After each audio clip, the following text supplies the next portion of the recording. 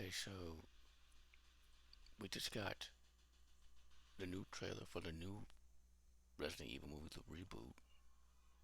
And like I said in that one, I was going to watch Resident Evil 2002 today, October 9th. I said I had to. That's because I saw this in theaters in 2002 when it came out. This was a few months after two of the hardest, saddest, longest days of my life. I lost someone close to me, older cousin, like an older brother, and we used to play this a lot. He's the reason I'm such a gamer, and I was just messed up, man. Till one day my dad took me and my siblings to the theater to see Resident Evil, and I don't know, like I almost felt like he was there. And by the time I walked out of the theater, everything was brighter. I wasn't in that funk, didn't have this dark cloud. And fast forward 20 years, and this is 1 year to the day after I lost my dad. So obviously I had to watch this. Resident Evil 2002.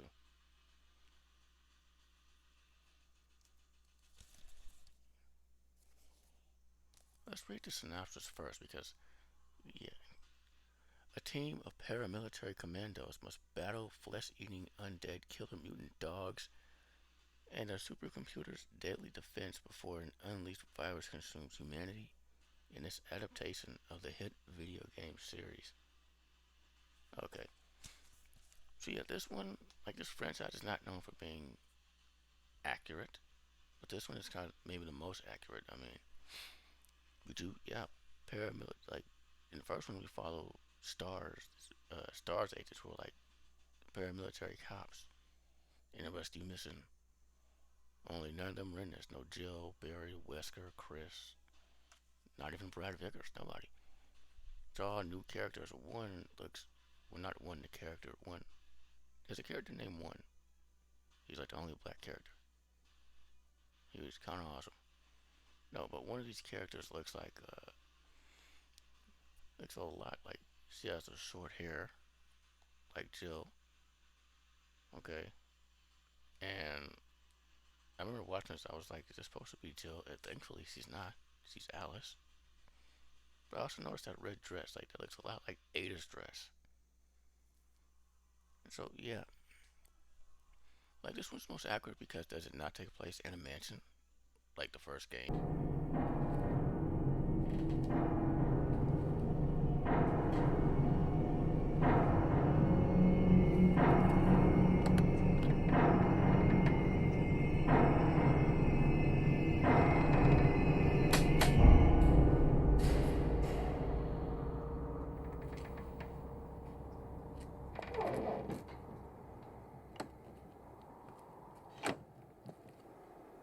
Well, they're not traps like the first game.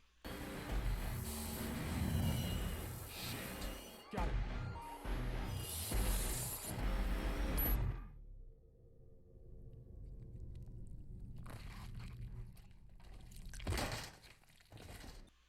Is there not an unavoidable dog jump scare like in the first?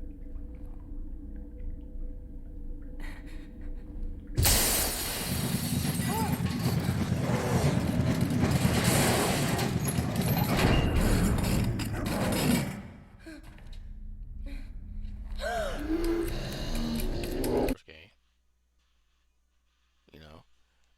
Is there not an underground, secret underground science facility like in the first game?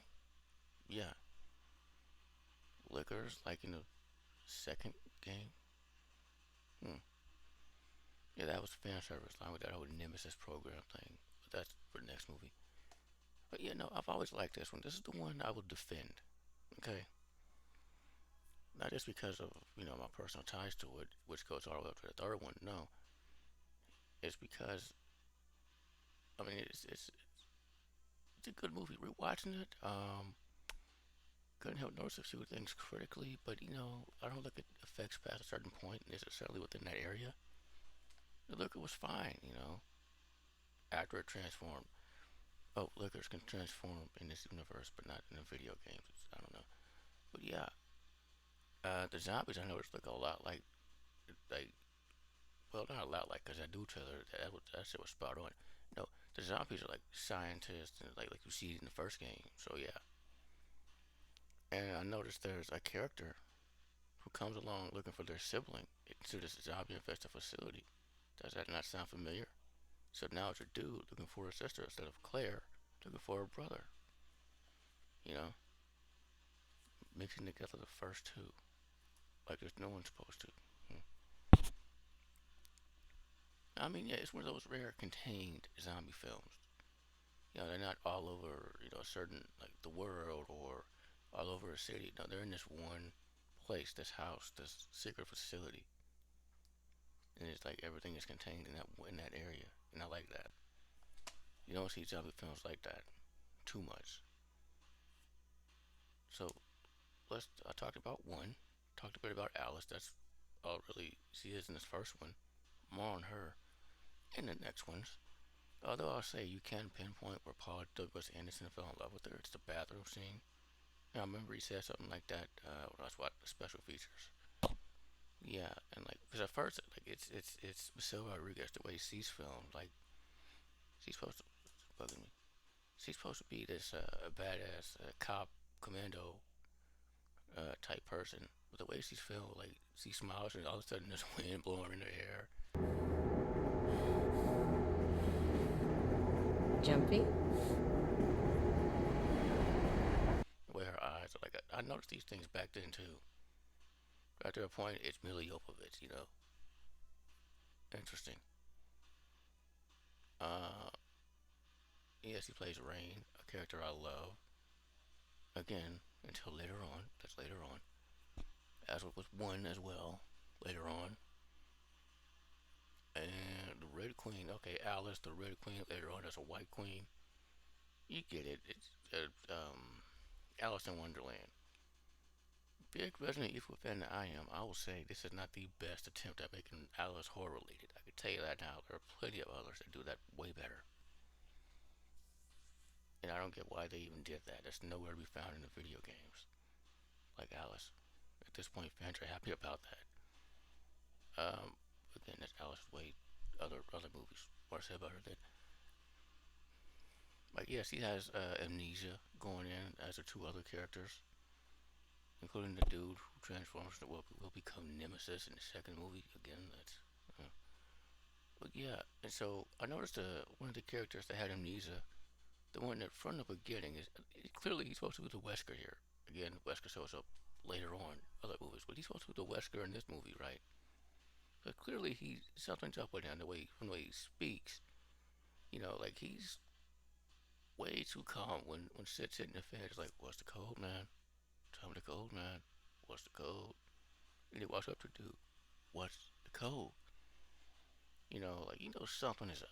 If when he finally has that heel turn, it says his name was Spence. I'm like, Spence, as in Spencer, as in the Spencer Mansion. Tee hee. Really? Okay. I mean, Spencer was a fucking crazy dude in the video games. I'm pretty sure this ain't him. I'm fairly certain that's not Spencer from the games. I'm pretty sure he's named after the Spencer Mansion. Now let's talk Romero. So this was originally supposed to be written by George A. Romero. If you look on the internet, you can still find that script, and it is fucking awesome. There's a lot of fan service, like in that new trailer. But there's also stuff I'm like, like he made Chris Native American, and he's just openly dating Jill. Not quite there in the video games, and Chris is not Native American. Stuff like that, but still, it was full of fan servicey stuff. For whatever reason, he didn't direct this. He didn't write it. He did do those commercials for the video games back in the day. So instead of going with the far more faithful one, they went with this, which is still kind of sort of faithful. Kind of. But there are plenty of homages to George A. Romero and his work in this movie. The biggest one was that one to Day of the Dead, the elevator scene. There you go. Like, it's literally like the same shit. So yeah. And then,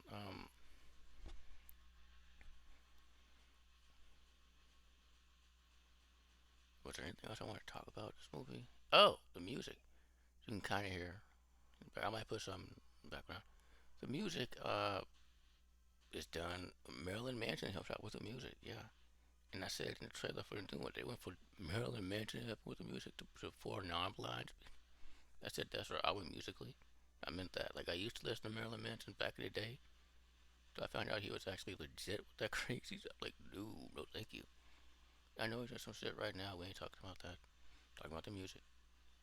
And obviously, I listen to Four Non Blinds all the time. So, I mean, what I said, that's where I'm at musically. So, yeah, Marilyn Manson works with the music in this one. And I love the score that he did. It is really good. Even the rock music, some of that comes in, that's pretty good. You know, like real good. And okay, now this movie's rated R, right? So why is there every time somebody shoots something or is about to hit something with an object, it cuts away? What up with that? You see the aftermath. And they can say fucked it a million times. They can show blood or titties and vagina, but they can't show I am connecting with something. They can't show somebody like actually so like okay, okay, so fine, fine.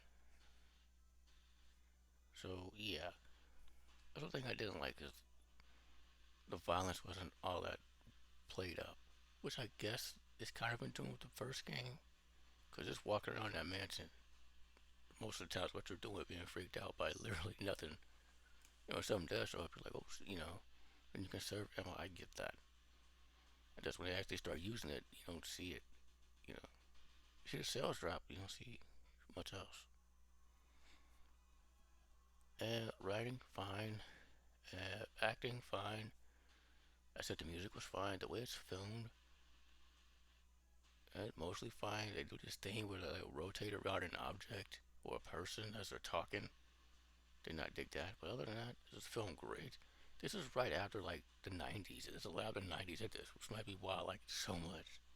From the music, the way it's filmed, everything. Because the next one, that's full on 2000s. So yeah. And this one, I'm guessing didn't have a big budget, but that's all right. That's perfect for this. It's fine. The effects were great to me, for the most part. Again, not going to talk shit about them past a certain point as well within that area. So yeah, I know what else there is to say. This is the first of many more of these Resident Evil videos from now to when the new one comes out. 7 movies, 7 live action movies. The movie comes out in 6 weeks. Plus, we got the 3 animated ones. Yeah, a lot of Resident Evil coming at both channels. Thank you for watching.